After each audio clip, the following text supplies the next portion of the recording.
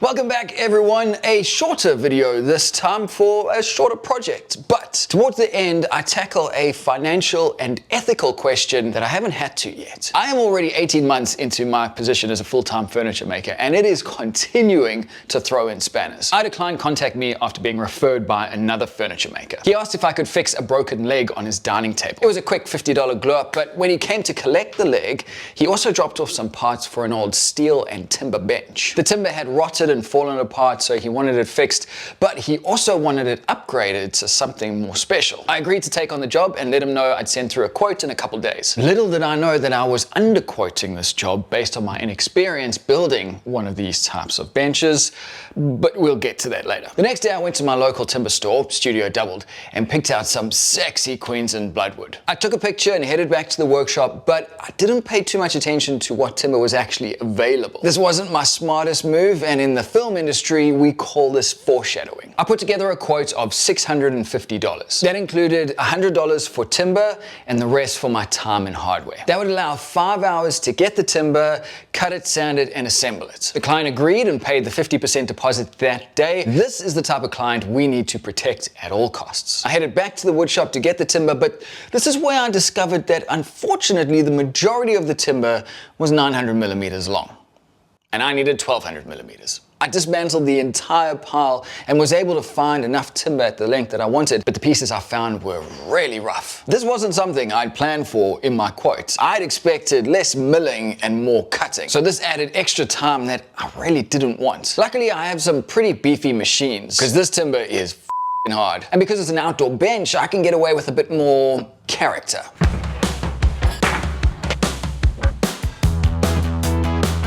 This is going to be a bit of a quicker job because I have another one that I need to get started on ASAP. I should be able to get this done by the end of the week. First up, I'm going to work on this curve piece because I'm going to have to glue two pieces together. So I'll get these milled up and joined, get that in glue, and then I can start working on the slats.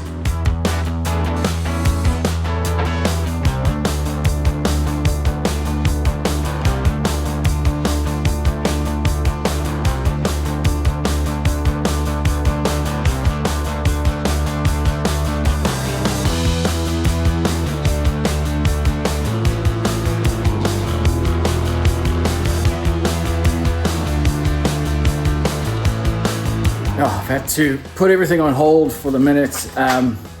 This timber that I got was supposed to be Bloodwood. That's what I told the client I was going to get. But there was a bit of Quilla or Mobile in the pack. And I thought, oh, I'll take a chance. How different could it be? Because when I was looking at it rough sawn, it was pretty close. Yeah, I mean those are very different timbers. Not only is the color different between the Quilla and the Bloodwood, but the grain is different. So even if I was to try and stain this to match it, you can see the grain is just completely different to that. Crisis averted. They had exactly 3 more sticks. Perfect. So a little more added time that I hadn't quoted for, and I was cursing the whole time, but that's everything milled up. And I'm so glad that I didn't just go with that Quilla just because it was close enough, because now those are the slats. It's all the same timber, it's all the same color, tone, everything. It's going to be so much better. It was worth losing $44 over, in my opinion, for a $650 job, because it's going to turn out way better.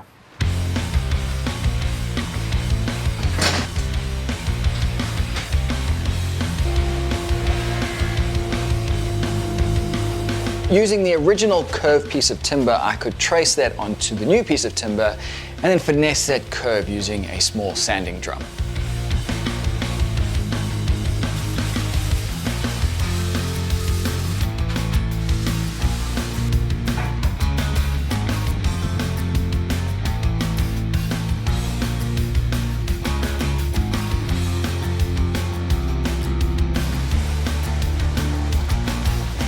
All right, I'm gonna put this on a hold for now. I've got to go get some hardware next. Now that means driving all the way out to the store to get that hardware. That's a lot of time to be spent out on the road. So I'm gonna get a couple of things at once.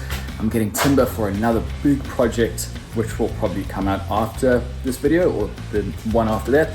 Try and get a whole bunch of stuff done in that same trip. Back at the shop, I could reassemble everything and mark out for bolts and screws.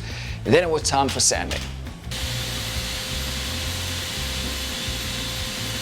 I am covered in dust. Man, these room dust collectors are working overtime today. I don't have a good way of collecting dust with this belt sander. I know that it comes with a dust port which attaches on this side, but then you can't use the platform here, so I just never use it. Anyway, that is all of the sanding done. The pieces are all here, ready to be oiled. I'm gonna tidy up and then get some oil on everything, put it back together, and then it's done. I was right in the process of finishing up this project, and then I decided I can't, and I'll show you why. Overall, I'm happy with the look of the bench, and I think the slat thickness is pretty much where it should be, but there is way too much flex in these. I weigh 70 kilos, but there could be people a lot heavier than me sitting on this bench, and this is close to feeling like a trampoline. So any more weights on this, and they could potentially snap. I contacted the client to let him know that I needed a couple more days to fix this issue, and he was totally cool with it. And then the title of this video came into play. He then said, I presumably will need to give you a little bit more money to pay for the materials for the fix. Now, my initial reaction was, no, I don't want any more money. Well, I mean, I do want more money, but not in this scenario. I told him I was gonna do this bench for a quoted price, $650.